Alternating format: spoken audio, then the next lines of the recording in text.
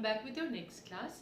In today's class we are going to discuss a very important part of this chapter, and rather the last part of the chapter, that is families. Okay, so under families we'll be discussing certain groups of plants which have various characteristics which are similar. Okay, mostly the floral characteristics. Okay, see, in plants there are two types of characteristics: vegetative and reproductive. Vegetative characteristics are those which explains to you the leaf, the root, the stem, all these parts of the plant. On the other hand, the flower makes up the reproductive part. Okay, and in nature we can see that the reproductive parts are going to be much more conservative in nature. Means as the time passes by, vegetative characteristics might undergo certain changes, but the floral characteristics or reproductive characteristics, they remain persistent. Understood? That's why for a group of plants which are categorized together because they are similar, we mainly focus on learning their floral characteristics, and to learn their diagnostic features we will be trying to represent them in the form of floral formula or floral diagram. Okay, so to learn about the floral diagram and floral formula, that is what is this section of our studies all about. This is what we'll be learning under this last part of the chapter. So let us begin our discussion. Okay, so semi-technical description of a typical flowering plant.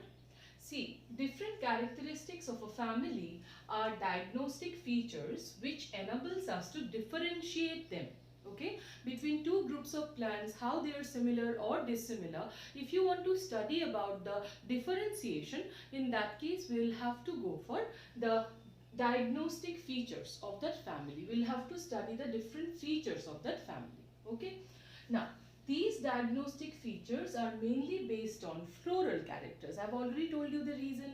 Because floral characters are much more persistent or much more conservative in nature, that's why we usually choose the floral characters to categorize or to learn about a group of plants. Because vegetative characteristics may change, but floral characters would remain. Okay. Next, these features are put forward in the form of floral formula and floral diagram. Okay, but then to learn floral formula or floral diagram, you have to first learn a few important symbols. Without these symbols, making the floral formula specifically won't be possible. So here I have made a list of symbols which are used for floral formula. These symbols you have to first learn, only then we can proceed with our discussion. Okay, there are these 25 symbols that I have given you. The meanings of these symbols, all of these, bracteate, ebracteate, all of that, the meanings that I have written has been already discussed with you under flower. Okay, so you have to be remembering the meanings and what kind of symbol we usually use to denote that in a flower. Okay, suppose in a bracteate flower, flower with a bract is called bracteate flower, isn't it? So in a bracteate flower, if you want to denote it in a floral formula, what you will have to do, you cannot be writing the whole thing that the flower is bracteate, isn't it? Rather, you have to use some symbols. The symbol for bracteate is Br. Understood? That's how we are going to be, learning a lot of symbols which finally will help us to understand or to write floral formulas. Okay, so let's see what are these symbols all about. Fine. So first, Br, as I have told you, means bracteate, means flowers with bract. Next, Ebr, capital E, small b, small r. Ebr means ebracteate, means flowers without bract. Okay. Next, this symbol means actinomorphic. Actinomorphic flower, all of you know, it means a flower with radial symmetry, isn't it? So actinomorphic, the symbol is this. Likewise, a percentile-like symbol, that is going to be denoting zygomorphic flower, means a flower which would be possessing isobilateral symmetry, a flower which can be divided into two equal half from only one plane. Okay. Next, this symbol is for bisexual flower. Now, as you already know, this is the symbol for male male flower. This is the symbol for female flower. So if a flower possesses both androecium and gynoecium, means both male and female part, in that case will denote it by a fusion of these two symbols, that is this. So this is going to be referring the bisexual sign. Okay, so this is what mostly we'll be using, because all the families that we'll be discussing, that is in our syllabus, all of those families bears bisexual flowers. So this symbol is going to be mostly used. Okay, next, K. Capital K means calyx. Okay, so whenever you have to discuss or you have to symbolize calyx, you will have to do that by capital K. Okay, now K subscript small n. Okay, whenever you write it like this, K subscript small n, it would refer to Polycephalous condition. Okay, where n means the number of sepals. Polycephalous, all of you remember, that is free sepals, isn't it? N here refers to the number of sepals. Now suppose you are writing a floral formula for a flower which consists of free sepals and there are 5 sepals. So what you will write here? K, then below that subscript 5. Okay, but if you put that 5 under bracket, that means what? That would refer to gamocephalous condition. That under bracket would mean that the sepals are fused together. There are 5 sepals which are fused together. Understood that? So whenever we have to refer something free, we won't be keeping it under the bracket. But as soon as we have to refer that in the flower, this particular parts are showing fusion, then we will have to put it under bracket. That's the very easy way out. That's how you remember it. Okay. See here. K subscript n without a bracket is polycephalous, whereas K subscript n, where n is under bracket and n refers to the number of sepals, this would mean gamocephalous condition. Clear? Now, next, EPI. EPI means epicalyx. Okay, epicalyx. All of you remember epicalyx? It's a calyx-like structure which is found below the calyx of certain flowers, right? Next, capital C. Capital C refers to corolla. Fine. Again, the same thing is going to be followed here. Capital C subscript n, where n is the number of petals, will mean polypetalous condition. Likewise, C subscript n, but here n is under bracket, would be meaning gamopetalous condition, just like calyx. Okay. Next, capital P means perianth. Okay, perianth, do you remember? It's a whole made up of tepal. And what was tepal? When sepal and petals will be fused together forming a single unit, we will refer it to be a tepal, isn't it? And a whole of tepal is called perianth, right? Fine. Next, capital A. Capital A means androecium. Okay, whenever you have to refer androecium, you will have to use capital A. Next, A subscript infinity means infinite stamen. Sometimes in a flower the stamens may be numerous. You might not be able to count them. In that case, directly you will have to use A subscript infinity. Okay. Next, C, A, where you are putting a symbol like this here. Okay. Above you are putting a symbol as if C is being joined by A. C is joining A, isn't it? So this symbol means epipetalous.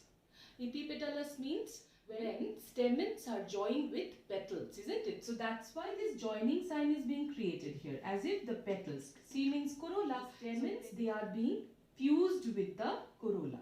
Fine. They are arising, being fused with the corolla. Fine. Epipetalous condition.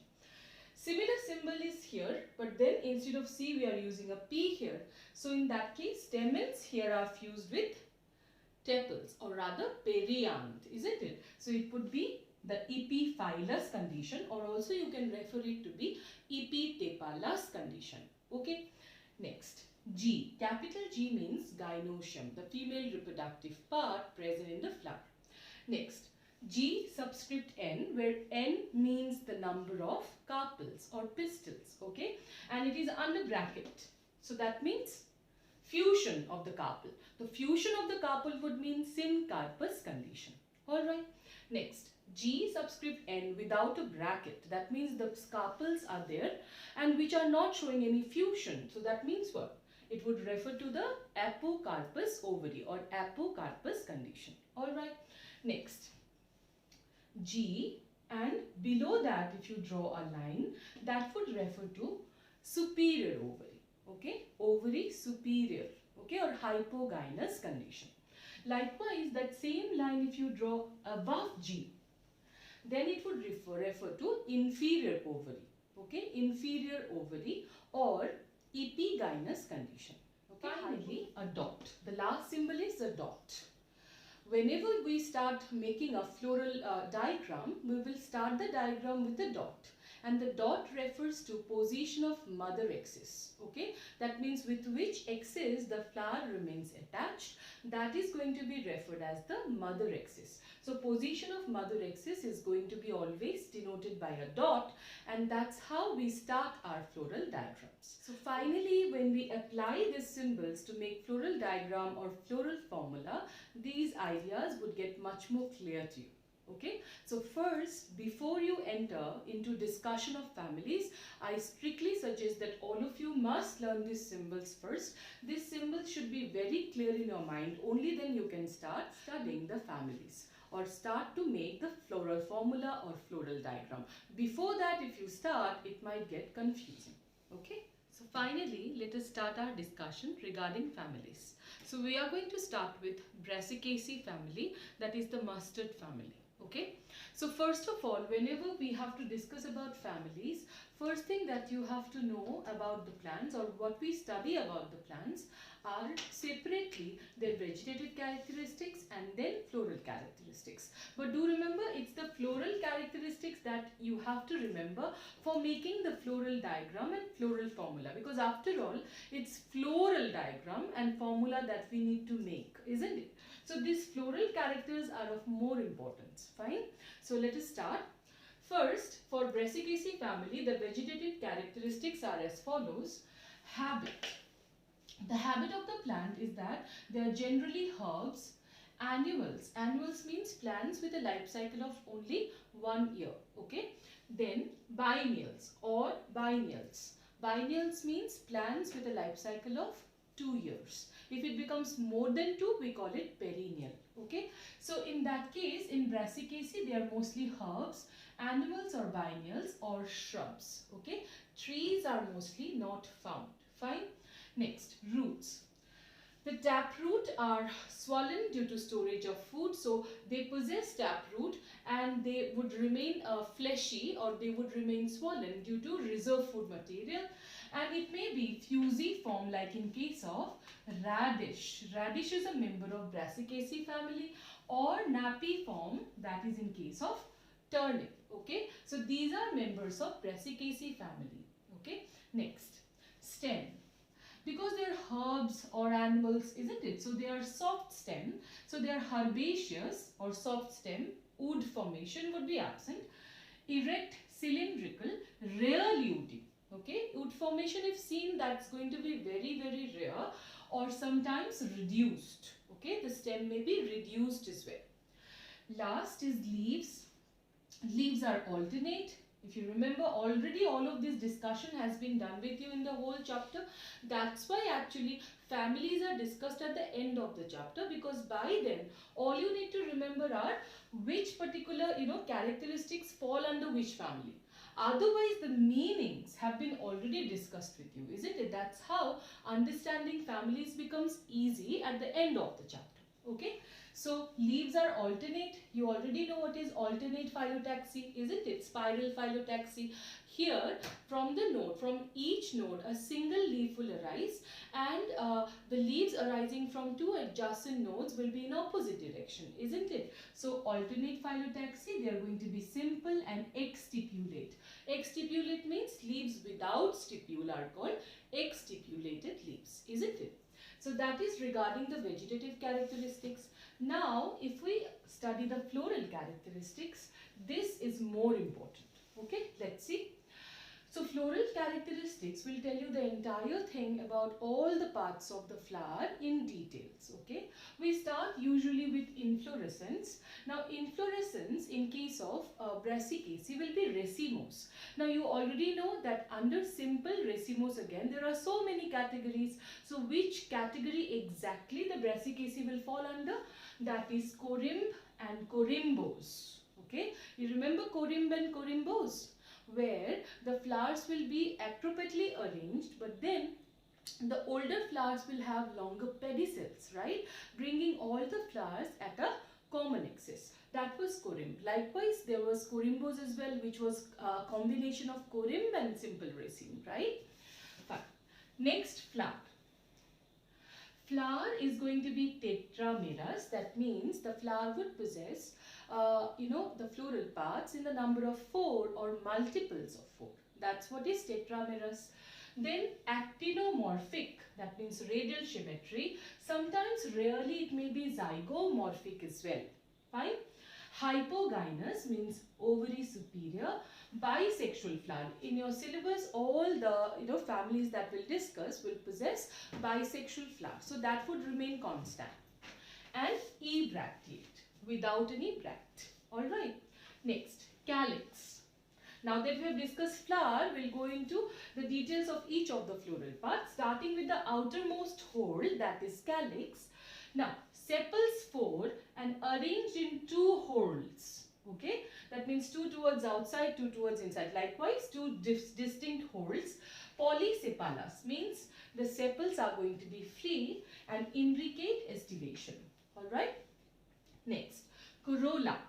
Petals 4. So petals are also 4. After all, it's a tetramerous flower, isn't it? So petals 4, polypetalous. Even the petals are not going to be fused, rather they would be free. Cruciform corolla. That means cross-like.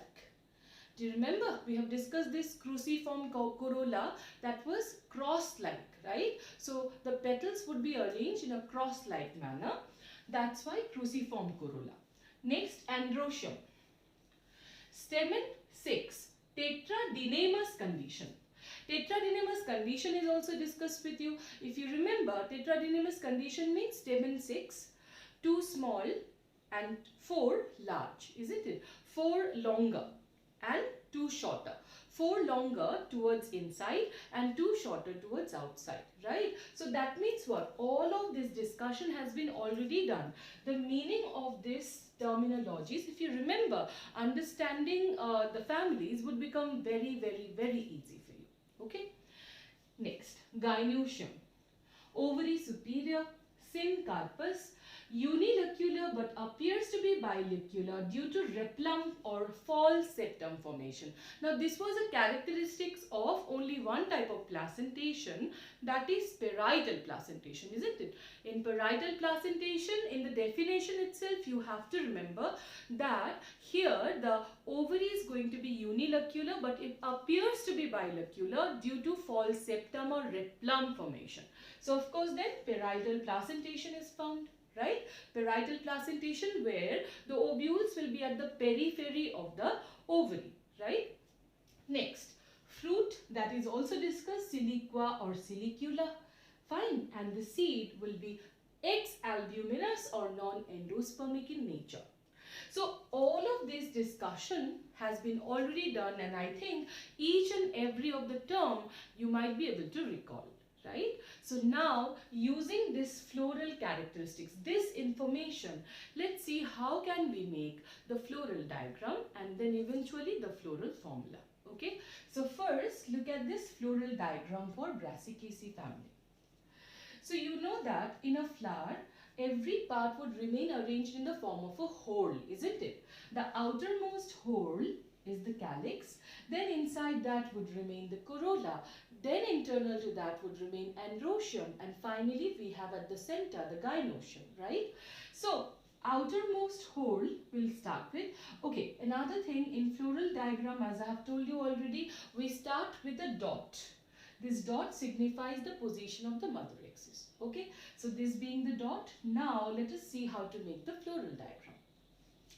So as the outermost whole is the calyx, calyx here reads sepals 4 arranged in 2 wholes. So see, there are 4 sepals, 1, 2, 3 and 4. 4 sepals, they are arranged in a 2 separate wholes. That means they are arranged 2 towards inside, 2 towards outside. And the sepals are also polysepalous. So that means they are not going to show any fusion. So see, 2 sepals towards outside, 2 sepals towards inside, arranged into distinct holes, and also there is no fusion among them. So they are polysepalous. Understood? So using that information, you could make the outermost hole, that is calyx. Now that you are done with calyx, let's enter inside and make the corolla. Again, corolla have 4 petals, polypetalous condition and cruciform corolla. So here you see 4 petals are again made, right? They are not fused to one another, that's why there is a gap between each of the floral part or each of the petals, isn't it? And then cruciform corolla, exactly the diagram you cannot show here. But then do remember, in cruciform corolla again, all the floral parts would remain in a cross-like manner. That of course, because we cannot show here, that's why we are going to draw it in the form of a circle itself. Okay, we'll be making it in the form of a groove itself. Here all of them will lie at the same plane. Okay, next. Finally, inside the corolla would remain the androecium, right? Now the androecium consists of 6 stamens and tetradinemous condition. So 6 stamens, 1, 2, 3, 4, 5, 6. 6 stamens. Tetradinemous condition means what? 4 towards inside and 2 towards outside. So 4. See, this 4 are towards inside and these 2 are towards outside. That's how you show tetradinemous condition. Okay. Last is gynoecium. So gynoecium being at the center, this is the gynoecium. It is unilocular but appears to be bilocular. To show that, we have divided the ovary into 2 different, 2 distinct chambers. So it's appearing to be bilocular now. And because it's parietal placentation, these ovules are present, or they are attached at the periphery towards the outer wall of the ovary. See, these 2 are, or these 4 are the ovules. Alright, so this being your floral diagram of Brassicaceae family. Understood that? Now, already you know that this flower is ebracteate without any bract, right? Now, if suppose in any family you get to see that the flower is bracteate, how will you show bract? How will you show a bract in the floral diagram? That you show like this. This is the way how you show a bract. But because this is a ebracteate, that means without bract flower, that's why the floral diagram does not need the bract. Okay, understood? If there would have been bract, we simply, along with this diagram, we just simply needed to add this. Understood? Fine? So with that, this being the floral diagram of Brassicaceae family. Next is floral formula. Now floral formula, if you remember the symbols, that becomes very, very easy for you to denote. Especially when you have all this information with you. Okay? So let us start.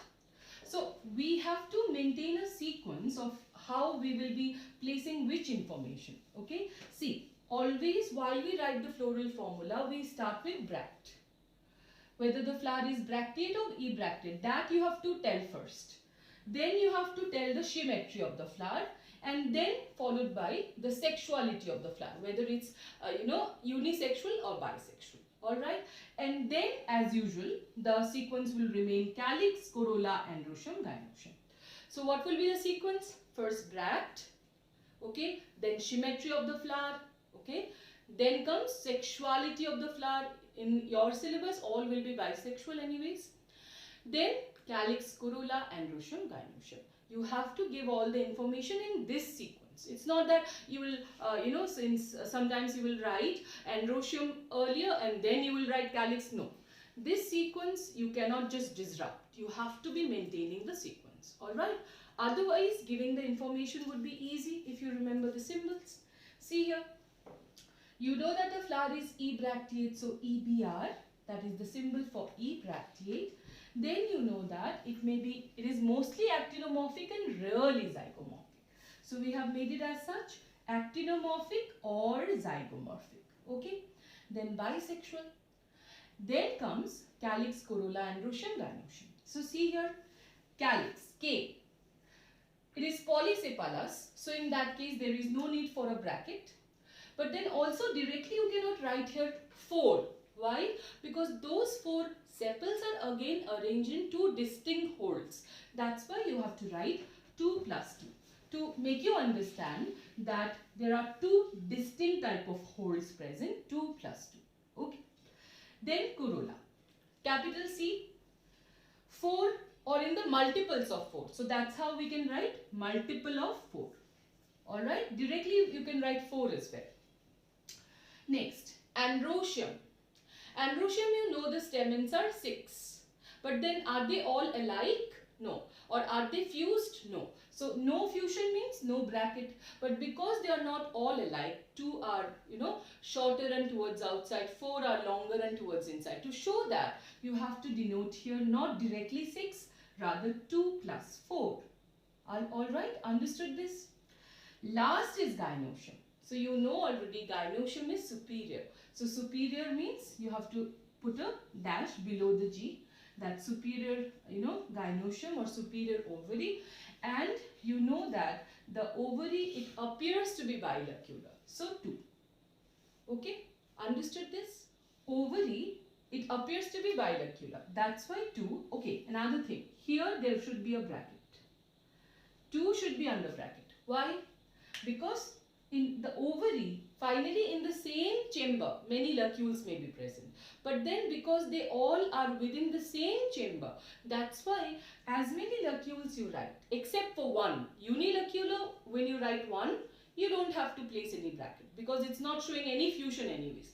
But apart from that, if there are many locules, 2, 3 or whatever, you will have to put that 2 or 3 or whatever you write, that many locules, you have to put it under bracket. Because these locules are finally been covered by the ovary. They are all fused together in the same ovary. That's why fusion has to be there. So a bracket will be there here while you write 2. Understood? So this is how you make floral diagram and eventually you write the floral formula using this information. So this is more important for you to remember or mug up. Understood this? Clear? Now the only last thing that is left is important members of the families, because example oriented questions are asked from families also. That's why in which family, which members are commercially important or which are the important members, that you have to remember. So these are the list of a few important members of Brassicaceae family. Let's see what are they. Important members, food. So there are many vegetables that are found in the members of Brassicaceae family. See, Brassica oleracea, var means variety, botrytis. Okay, while you study the chapter Living World, you will be learning about how to write scientific names and what are the rules that you need to follow while you write them. That and all you will learn in that chapter. But here, try to remember Brassica oleracea, var capitata. Okay, while you write a scientific name, you have to separately underline the terms. This first one, that is Brassica, it denotes the genus or the generic name, and the second word in the scientific name denotes the specific epithet. It denotes the species. Okay, and var is the variety, and botrytis. Botrytis becomes the variety. Understood? Generic name, specific epithet, and the variety. Okay, understood? So it's a trinomial nomenclature. Okay, all of that anyways you will be learning in details in Living World, so that time it will become more clear to you. Now let us only concentrate in the names. So for food, Brassica oleracea var capitata, Brassica oleracea var botrytis, that's cauliflower. Brassica oleracea var capitata is cabbage. Brassica campestris is mustard. Brassica rapa is turnip, and Raphanus sativus is radish. These are the important edible of food found under Brassicaceae. Next category is medicine. Under medicine, there are many members like Iberis amara, which will be helping in treating rheumatism and gout. Then there is Lepidium sativum, which will be helping in treating liver ailments, cough, etc. Likewise, oil. Oil is extracted, of course, from mustard, that is Brassica campestris, and ornamental That means plants which are used for decoration. They are also present in the Brassicaceae family. The most important being Iberis amara, which is commonly called candytuft, and Lunaria. Alright, so these are important members which will be also very much required for you to solve example oriented questions. Okay. So this is all about the discussion for the family Brassicaceae. Next class we'll start with the family Fabaceae.